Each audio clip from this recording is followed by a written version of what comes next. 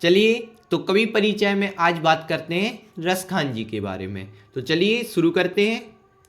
सबसे पहले बात करते हैं अपन रसखान जी का जीवन परिचय। तो रसखान जी का जन्म सन 1548 में हुआ था। कब हुआ था उनका जन्म? 1548 में हुआ था। उनका मूल नाम सैयद इब्राहिम था, यानी उनका जन्म सन 1548 में हुआ था। और उनका मूल नाम, अपन तो रसखान जी बोलते हैं, उनको रसखान रसखान बोलते हैं सब लोग, लेकिन उनका मूल नाम जो है वो था सैयद इब्राहिम था। और यह दिल्ली के आसपास के रहने वाले थे। अभी तक लोकेट फिक्स जगह नहीं की कि यहाँ के रहने वाले थे, लेकिन आसपास, दिल्ली के आसपास रहने वाले थे।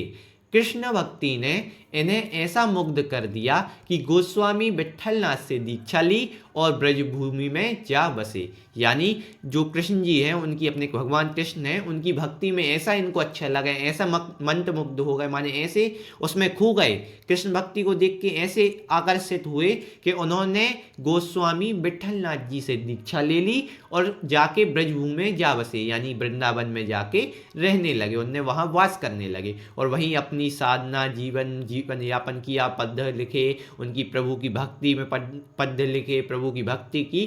और फिर लास्ट में अंत में सन 1628 के लगभग इनकी मृत्यु हो गई, यानी इन्हें गोलोक गमन हो गया इनका। कब? 1628 में, यानी उस समय इनका देहांत हो गया 1628 सन में। ठीक है ना। तो ये हो गया संक्षिप्त जीवन परिचय। इसके बाद अगला पॉइंट की बात करें तो आता है रचनाएं, यानी रसखान जी की रचनाएं कौन कौन सी हैं। तो सबसे पहली रचना है सुजान रसखान। पहली रचना क्या है? सुजान रसखान। दूसरी रचना है प्रेम वाटिका और तीसरी रचना है रसखान रचना बली। ठीक है ना। तो ये हो गई अपनी 3 रचनाएं रसखान जी की। ठीक है। अब आगे बढ़े तो अब अगले पॉइंट की बात करें तो भाव पक्ष, माने इनकी भावनाएं कैसी थी। भाव पक्ष में क्या लिखा जाता है, इनकी भावनाएं कैसी हैं, इनका सोचने का तरीका कैसा है, ये कैसे अपने पद्य में क्या सोच कर अनुभव कर कर लिखते हैं, ये बताना है। तो कृष्ण भक्त कवि रसखान जी की अनुरक्ति न केवल कृष्ण के प्रति प्रकट हुई है, अपितु कृष्ण भूमि के प्रति भी उनका अत्यंत अनुराग व्यक्त हुआ है।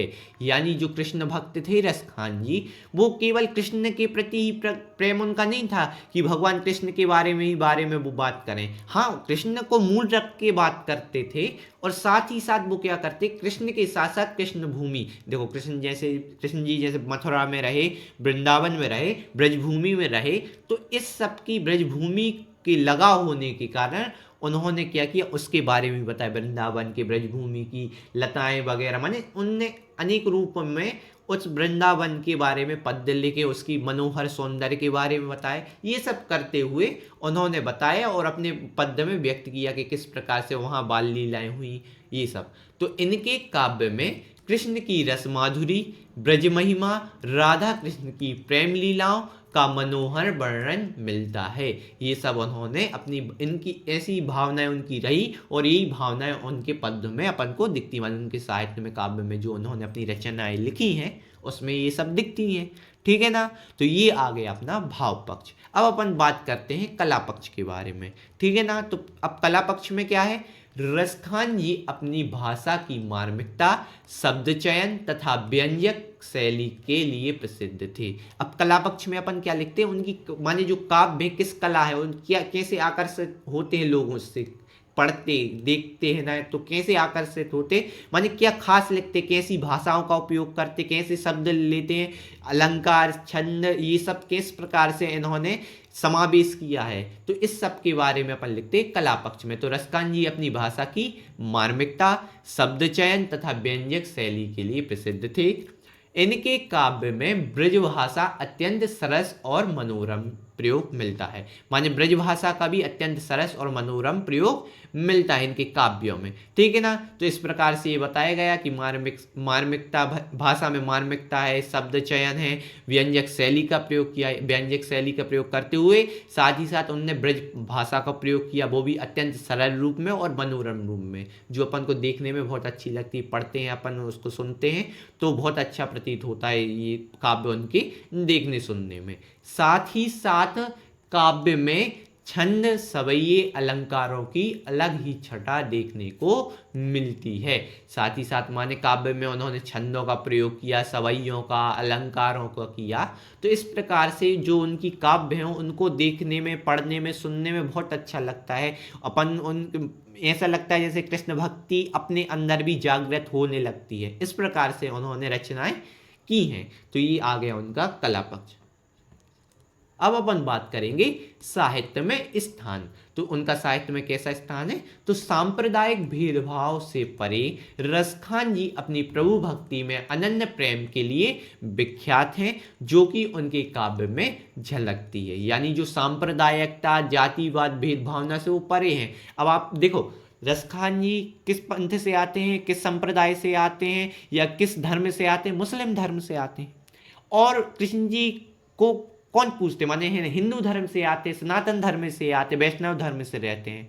तो ये सांप्रदायिक भेदभावना भी हो सकती है कि भैया आप अपने धर्म की पूजा ना करते हुए इन धर्म की, या पे सीधी बात, सिंपल बात ये है कि सांप्रदायिकता, धार्मिक जो सामाजिक भेदभावना से ये परे थे, माने इनसे दूर थे। वो तो उनको जिसमें आनंद आया उन्होंने वह मार्ग लिया और वह मार्ग पकड़ते हुए अपना जीवन व्यतीत किया खुशहाल रूप से। समझ रहे हो आप? तो इस प्रकार से वो सांप्रदायिक भेदभावना से दूर रहे और प्रभु भक्ति में अनन्यता से विलीन रहते हुए उन्होंने क्या किया? लुप्त रहते हुए, विलुप्त रहते माने उस पर समा गए, माने उनकी भक्ति में रहते हुए अपना जीवन निर्वहन करते हुए अपना जीवन व्यतीत किया। वही उनके काव्यों में दिखता है। जब वो काव्य लिखे जो उन्होंने, अपन उन्हें पढ़ते हैं तो अलग ही समझ में आता है कि किस प्रकार से वो कृष्ण भक्ति में पूर्णता से लीन रहे हैं। तो इस प्रकार से ये साहित्य में स्थान हो गया। तो इस प्रकार से अपना पूरा रसखान जी का जीवन परिचय क्या हो गया? पूरा हो गया। इससे क्या होता है कि अपन को जितने भी पेपर में, एग्जाम में जिस प्रकार से भी पेपर में क्वेश्चन बनेगा कि रसखान जी का जीवन परिचय लिखिए, तो यही पॉइंट लिखना। सबसे पहले अपन जीवन परिचय लिख देंगे, ठीक है ना, संक्षिप्त रूप से जीवन परिचय पहले तो डालना है, कवि परिचय, फिर डालेंगे रसखान जी, उसके बाद लिखना है पहला पॉइंट जीवन परिचय, दूसरा पॉइंट लिखेंगे उनकी रचनाएं जो आपको पढ़ चुके हैं, लाइन से लिखी इसलिए। फिर उसके बाद भाव पक्ष की बात करेंगे, उसकी बाद अपन है ना कला पक्ष की बात करेंगे, कला पक्ष के बाद में लास्ट में करेंगे साहित्य में स्थान। ठीक है ना? तो ये साहित्य में स्थान, ये पॉइंट पूरा कवर करते हुए आपको फुल में से फुल मार्क्स मिलेंगे आपके एग्जाम में। ठीक है ना? तो ये हो गई अपने रसखान जी की जीवन परिचय। ठीक है ना बच्चों? तो मिलते हैं अपन अगले लेक्चर में, तब तक के लिए थैंक यू, धन्यवाद।